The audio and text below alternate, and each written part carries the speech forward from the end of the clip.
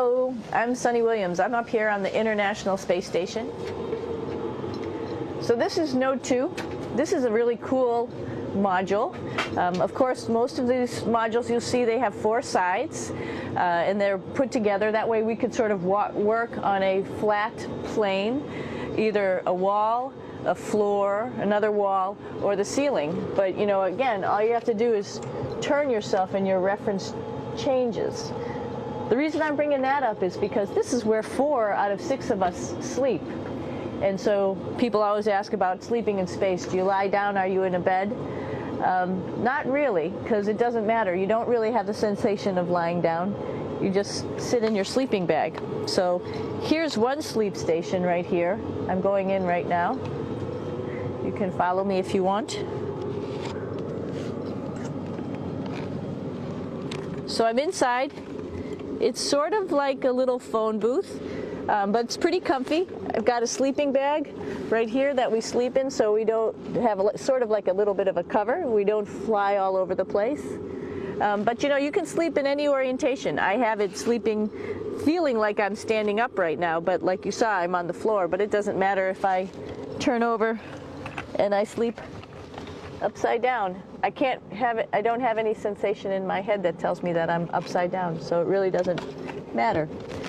The sleep station is also like a little office. We've got a computer in here. As you can see, we've got a couple little toys. I've got some books.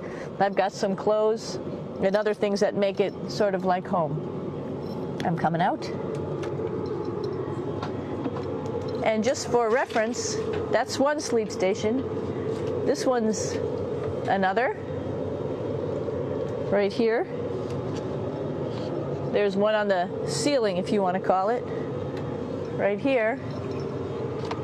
And then there's a 4th on the other wall over here. So all of us sleep in a little bit of a circle. All right, come on back. There's more to show you.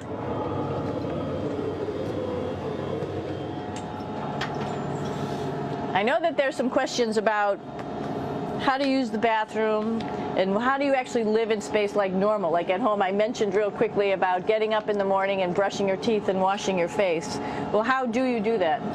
Well, here is the bathroom essentially. You get up in the morning and we have a little kit and it has all the essential things that you need, like your toothbrush and toothpaste and brush. See how much better the brush makes my hair look? I'm just joking. It still stands up straight. It doesn't matter where you are. It's always going to stand up straight while you're up in space. A lot of people ask about toothbrush and toothpaste. So, luckily enough, toothpaste, you can do it upside right this way, is sticky, and so it sticks to your toothbrush. No problem.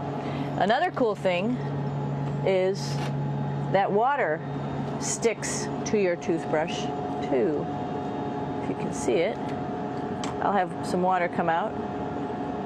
The water is pretty neat up in space. It'll stick to your toothbrush and it will make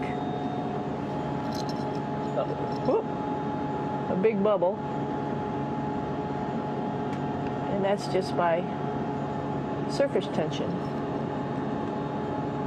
And then you can drink it. So a lot of people ask about what do you do with the toothpaste after you brush your teeth.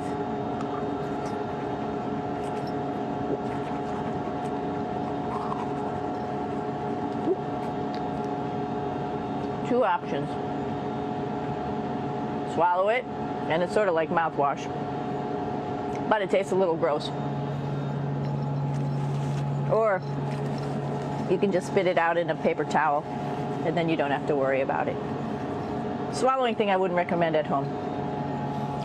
I'm only up here for 4 months, so it's not that bad. One of the most pressing questions about living in space, of course, is the bathroom. So let's take a look at that little piece of work. Come on in.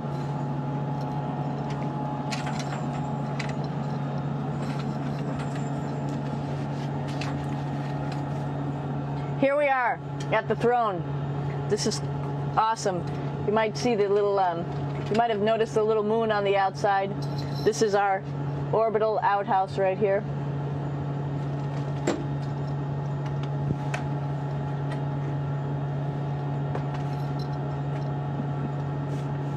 And of course, it serves for two functions.